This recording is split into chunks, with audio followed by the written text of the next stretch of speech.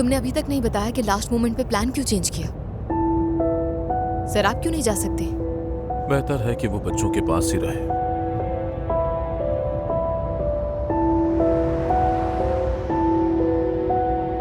सब ठीक है ना?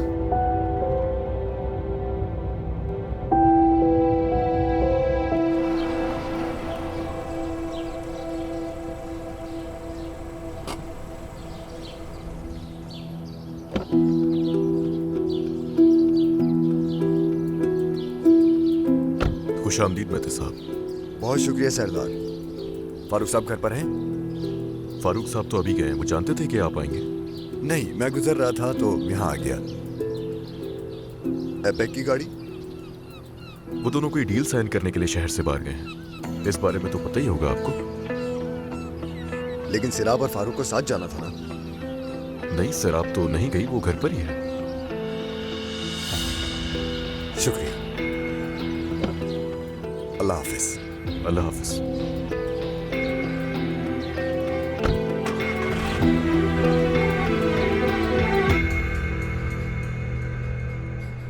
ओह आई लव दिस प्लेस। बहुत ही अच्छा एनवायरनमेंट है यहाँ का। पिक्चर्स भी बहुत ही अच्छी आई हैं।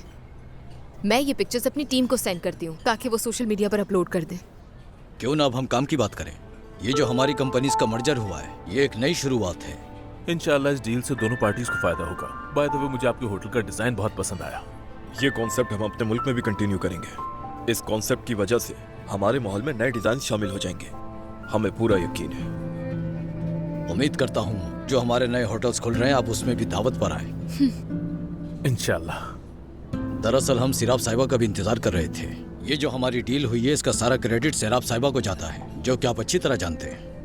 जी हाँ, सिराब साहिबा को भी आना था, लेकिन किसी को तो कंपनी के मैनेजमेंट को संभालना था, इसलिए। चलें, कोई बात नहीं।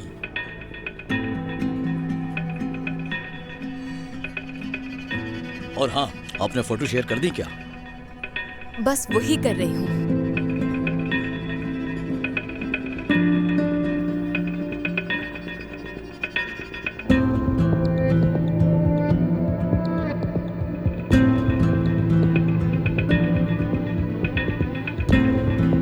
और भी बहुत कुछ उसने लिखा है। बेवकूफ औरत। सिराब पापा, क्या आप मेरी मदद कर सकती हैं? समझ नहीं आ रहा है एपिक आंटी के लिए क्या लूं। ये कैसा है? इस तरह के बाल क्यों बनाए हैं? छोटी बच्ची लग रही हो देखने से। बुरे लग रहे हैं? एपिक आंटी ने बनाए हैं। बिल्कुल नहीं अच्छे लग रहे। आओ मेरे पास आओ।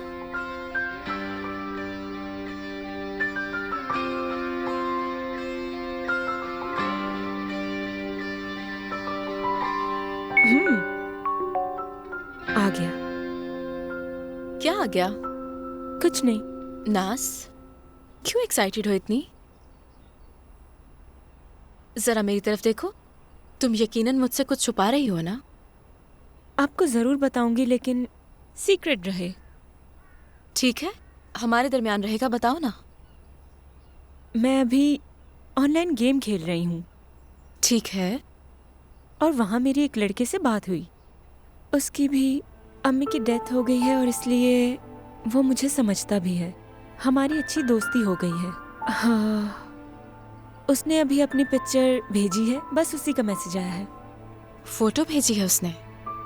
दिखाओ मुझे। वैसे मुझे नहीं दिखानी चाहिए। नाज प्लीज दिखाओ मुझे, मैं किसी को नहीं बताऊंगी। ठीक है, तो दिखाती हूँ मैं।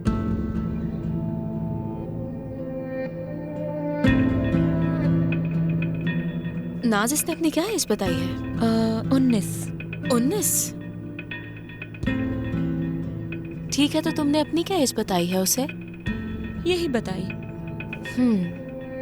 तो उसने अपनी तस्वीर क्यों भेजी तुम्हें? बस ऐसे ही, मतलब हल्की फुल्की बातचीत और जान पहचान के लिए। नाज डियर, ऐसा नहीं हो सकता। यानी ये बात बहुत बुरी है। तुम्हें अनजान लोगों से बात करने के लिए अपनी लिमिट्स को कंट्रोल रखना है। समझ रही हो ना मुझे? और इस एज में तो बहुत जरूरी होता है। मत करो ऐसा। तुम इससे जवाब नहीं दोगी, ठीक है ना? लेकिन ये अच्छा इंसान है।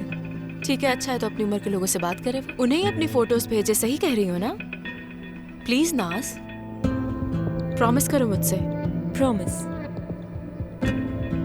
ठीक है।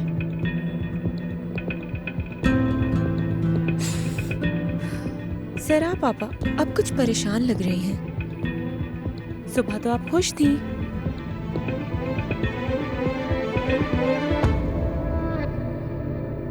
दरअसल नाज, मैं सच पूछो तो बहुत परेशान हूँ।